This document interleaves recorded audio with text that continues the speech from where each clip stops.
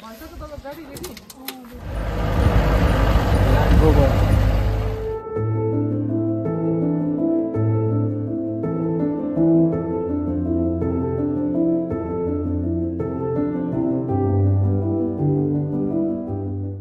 and welcome back to day 3. It's a very good morning from Meghma. আজ সকালে আমাদের early morning উঠে টংলু যাওয়ার কথা ছিল, ওখানে ট্রেক করে গিয়ে আবার ওখান থেকে ফিরে আসার কথা ছিল। বাট আনফর্চুনেটলি যখন বাইরে এসে যখন সকালের ওয়েদারটা চেক করতে গেলাম, দেখলাম বাড়ির চারিদিকে স্নোফল হয়েছে এবং সেটা আমাদের কাছে একটা বিশেষ পাওয়া। এই দেখো, অ্যামেজিং মর্নিং, দারুণ একটা জিনিস উপভোগ করছি। এই যে কাউসার হাতে স্নো দেখা, এই যে স্নো, পুরো সারাউন্ডেড জায়গাটা স্নোফলে ভর্তি হয়েছে, দেখুন সাদা হয়ে আছে। আমরা এখন যাচ্ছি নেপালের মধ্যে দিয়ে আমাদের হোমস্টের ওনারের বাড়িতে ব্রেকফাস্ট করতে। রাস্তার দুপাশে স্নোডিউ দেখে আমাদের মনে হচ্ছে নেপালেই যেন বেশি স্নোফল হয়েছে। হাতে আমাদের সময় অনেকটাই কম, 2 কিলোমিটার রাস্তা 1.5 থেকে 2 ঘন্টা ওপরে উঠতে হবে। তাই এখন আমরা ঝটপট ব্রেকফাস্টটা করেই টংলুর উদ্দেশ্যে বেরিয়ে পড়বো। এই যে আজকেও আমরা এনাদের বাড়িতে এসেছি সকালবেলা। मेरा ब्लैक टी, अच्छा ठीक है दूध ही कर दीजिए, कोई बात नहीं। देखो ब्रेकफास्ट, आज तो स्नोफॉल हुआ थोड़ा सा।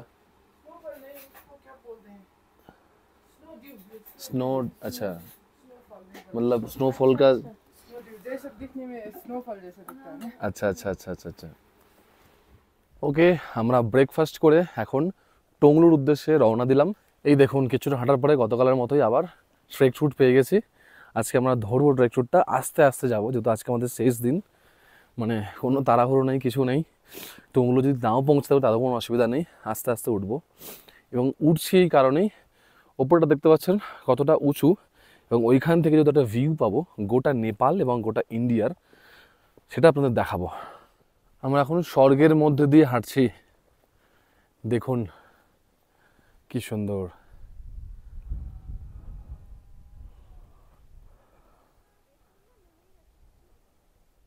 মেঘমা থেকে টংলু যাওয়ার পথে ট্রেক রুটে প্রায় 20 মিনিট ওপরে উঠে এসেছি। দেখুন মানে একদম ওপরের দিকে উঠছি, জাস্ট দেখুন যেদিকটা মেঘ নেই এটা কিন্তু পুরোটাই নেপাল, আর যেদিকে মেঘ আছে সেটা হলো ইন্ডিয়া। এটা একটা খুব আশ্চর্য জিনিস। ওনারা আমাদের যে হোমস্টের যারা ওনারা বলছিলেন যে মেঘ কিন্তু আপনারা দেখবেন, লক্ষ্য করবেন সবসময় কিন্তু ইন্ডিয়ার দিকেই থাকবে। আর নেপাল দেখুন, এই যে এই দিকটা আমার পুরোটা নেপাল, পুরোটা। ইভেন আমি এখন দাঁড়িয়ে আছি নেপালের মধ্যে, ওই সাইডটা হলো ইন্ডিয়া। তো মেঘ দেখুন সত্যি কি আনফর্চুনেটভাবে নেপালের দিকে কোনো মেঘ নেই, ইন্ডিয়ার দিকে কিন্তু পুরো মেঘ, কিছু দেখা যাচ্ছে না। দারুণ জিনিস। আমরা প্রায় টংলু যাওয়ার পথে প্রায় 1 কিলোমিটার এগিয়ে এসেছি এবং আমরা একটা ল্যান্ড রোভার থেকে দাঁড়িয়ে পড়েছি। দেখুন ল্যান্ড রোভারটা আসছে, ভিডিওটা বানাচ্ছি।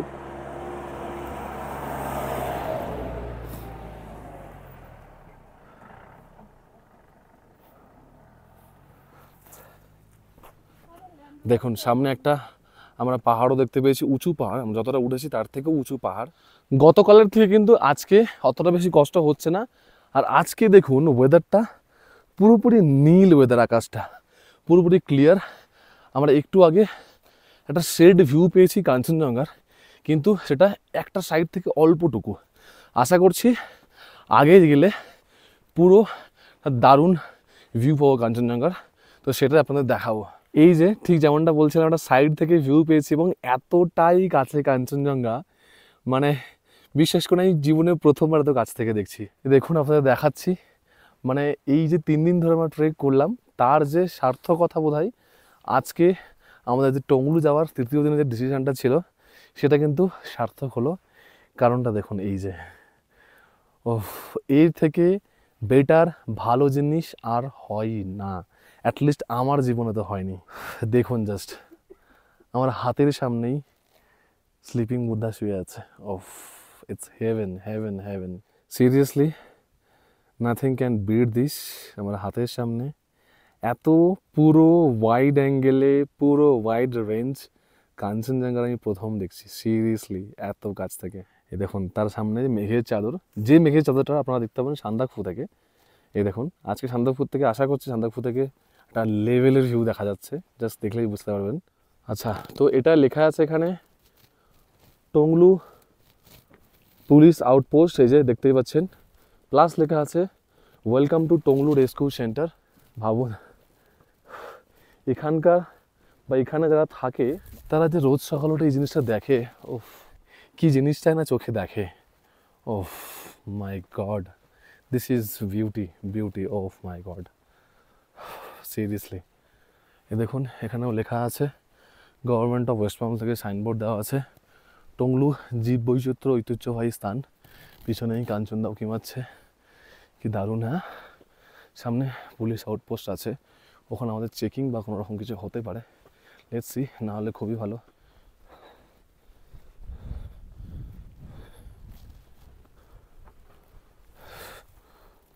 লোকজন দেখা পাচ্ছি না। এখানে একটা বসার জায়গাও আছে রেস্ট করার জন্য। আর এই যে আবারও সেই কাঞ্চনদা, এখানে রেস্টরুমও আছে। ও এই যে টংলু, আচ্ছা টংলু আমরা চলে এসেছি, আসলেই বুঝতে পারেন যে আমরা টংলু এসেছি নাকি, but seriously this is Tonglu. See, এই দেখুন, ওয়াও, এই দেখুন, মাই গড, মাই গুডনেস। এই যে এখানে ট্রেকার্সের জন্য একটু বসে বিশ্রাম নেওয়ার জায়গা, এবং তার পাশাপাশি বিশ্রাম নিতে নিতে কাঞ্চন দেখার জায়গা। মাই গড, সেই দূরেও কিছু ছোট ছোট পাহাড় দেখা যাচ্ছে, lovely lovely. See, finally we are at Tonglu.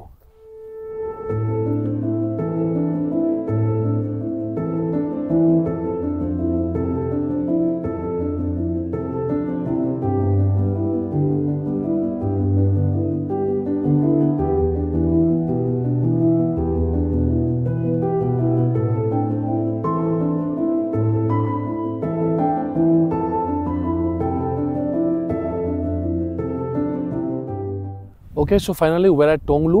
আমরা আমাদের অন্তিম ডেস্টিনেশন টংলুতে পৌঁছে গেছি।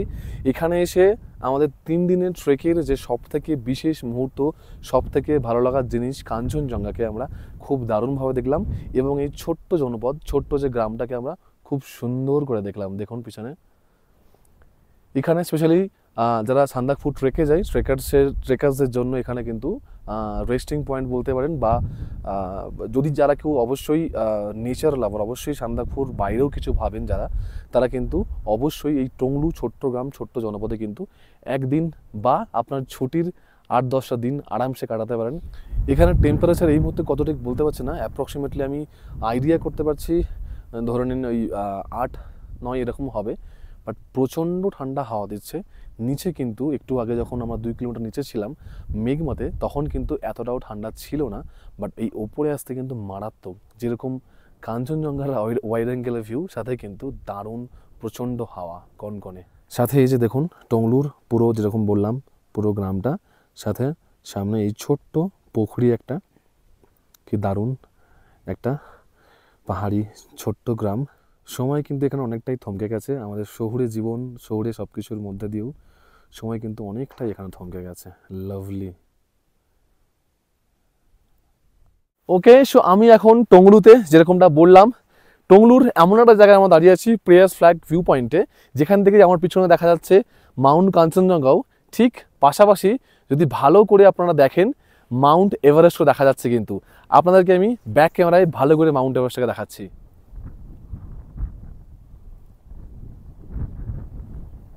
এই দেখুন মাউন্ট এভারেস্ট।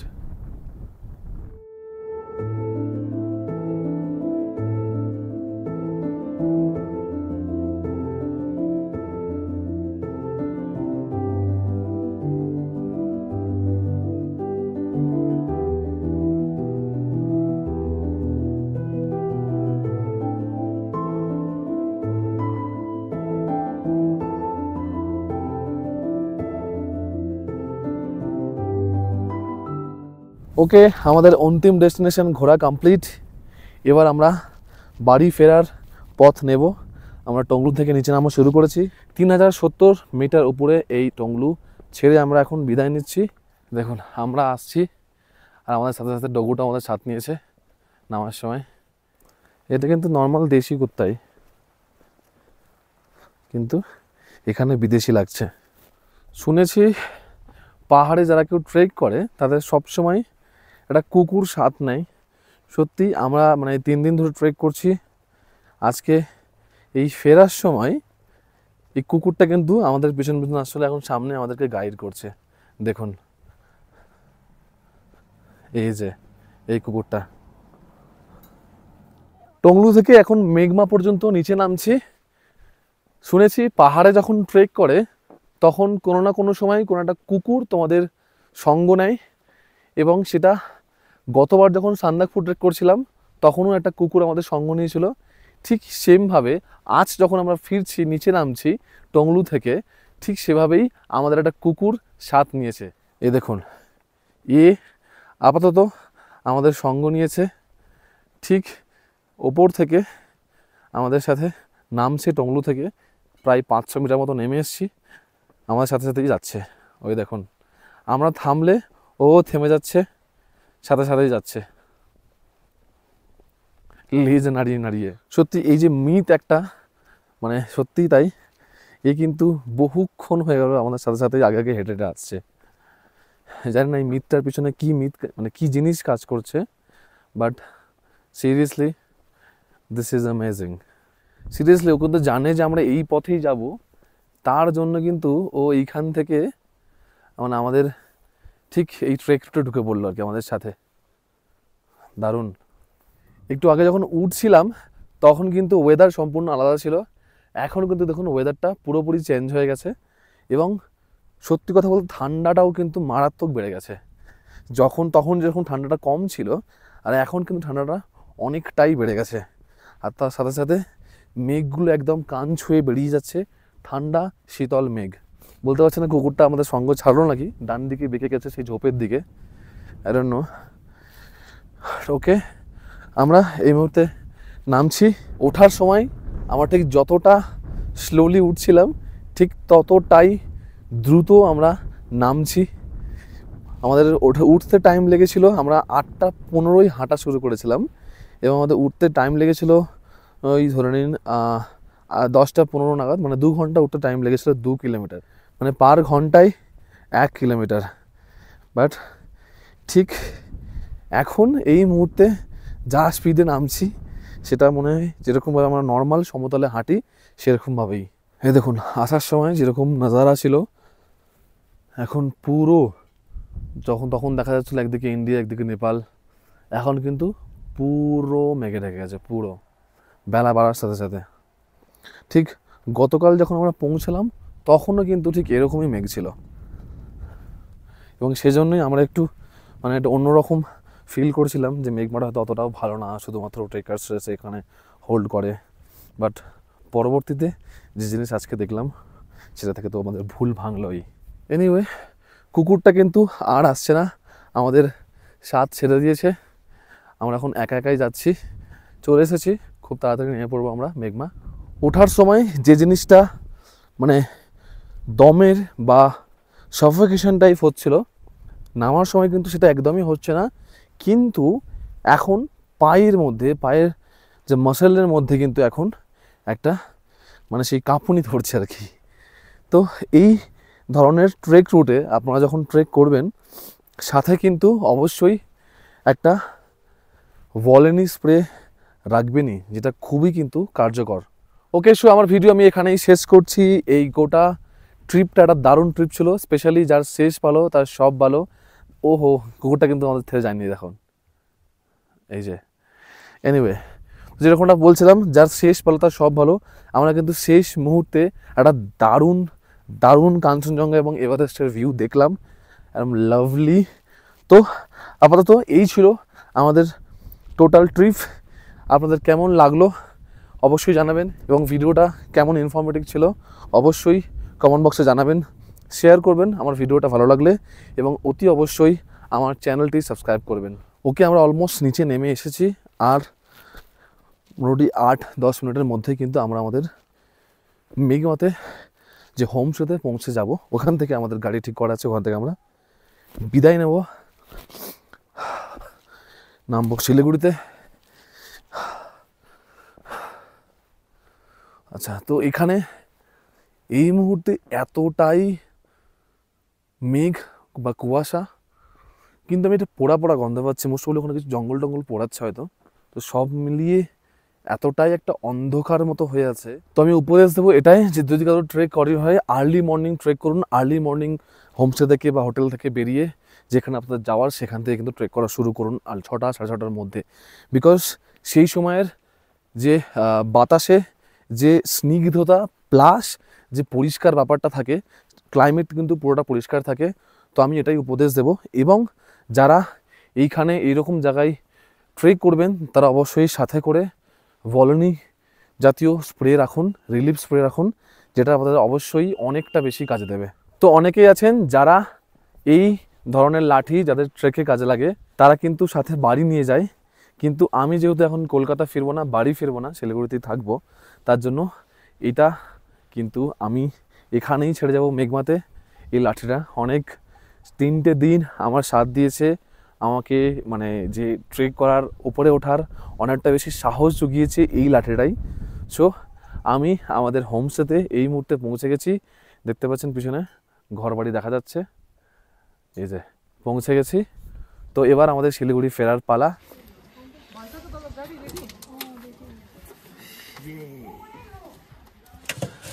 এই দেখুন ল্যান্ড রোভারে উঠে গেছি, ল্যান্ড রোভারে ফিরে আমরা যাচ্ছি মানেভঞ্জন। ফাইনালি আমাদের এই ইচ্ছেটাও পূর্ণ হলো, আমরা ল্যান্ড রোভারে করে বাড়ি ফিরছি, মানে মানেভঞ্জন ফিরছি মেঘমা থেকে। আমরা যে গাড়িটা বুক করেছিলাম মেঘমা থেকে মানেভঞ্জন পর্যন্ত, সেটা কিন্তু ল্যান্ড রোভারই। ও 90s 50s মডেল, সব কিছু পূর্ণ হলো। এই যে